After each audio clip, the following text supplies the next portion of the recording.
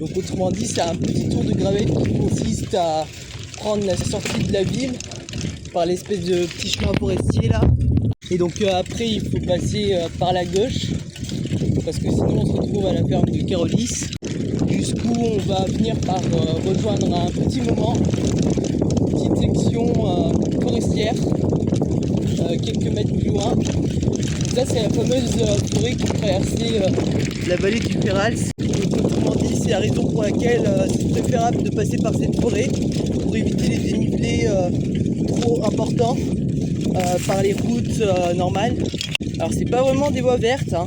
C'est juste des chemins qui vont d'un point A à un point B. Par exemple sur la gauche, il y a possibilité de descendre et rejoindre la route directement. Il y a également des petites prairies et des fermes de vaches laitières de ce côté. Donc là par conséquent on continue à monter, toujours plus haut. Donc pour se diriger vers Saint-Papoul, c'est préférable de prendre la gauche. Vous voyez, il y a encore un autre chemin ici. Donc c'est un chemin assez plat, hein. Il n'y a pas trop de difficultés à rouler. Il y a même des descentes par-ci par-là, donc ça peut nous pousser à mettre les vitesses à fond pour une expérience optimale. Magnifique descente. Ouais, je suis sur cette chaîne, je vais être obsédé par les descentes.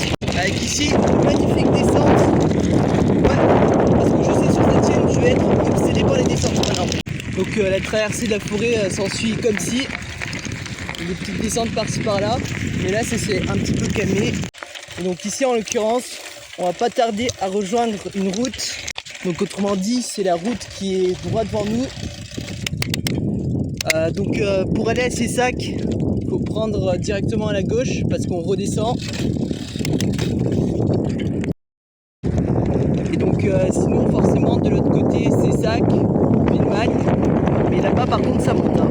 Donc c'est ça que j'ai prévu de faire également dans une prochaine vidéo. C'est qu'on fera l'ascension ensemble.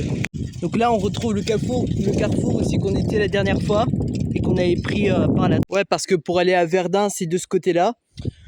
Donc nous on va aller par là vers Saint-Papoul et donc c'est ça que c'est encore derrière, c'est beaucoup plus loin derrière, mais il y a une grosse montée pour y aller là-bas, faut monter une grosse pente. Donc là ça peut monter énormément, ça peut monter ou descendre énormément selon où on souhaite aller, si on part d'en bas ou d'en haut. Donc ça c'est les secrets de la montagne noire les gars, il n'y a que ça franchement. Ça peut monter ou descendre énormément en fonction de où vous souhaitez aller, si vous partez d'en bas ou d'en haut. C'est la tactique de la ça descend. Donc sur ce, il n'y a pas de 36 solutions.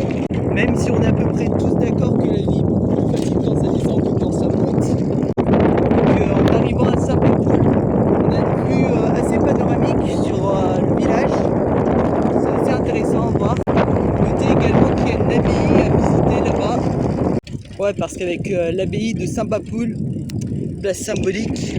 Et donc après, vers la sortie du village, on retrouve la petite route en direction pour le retour.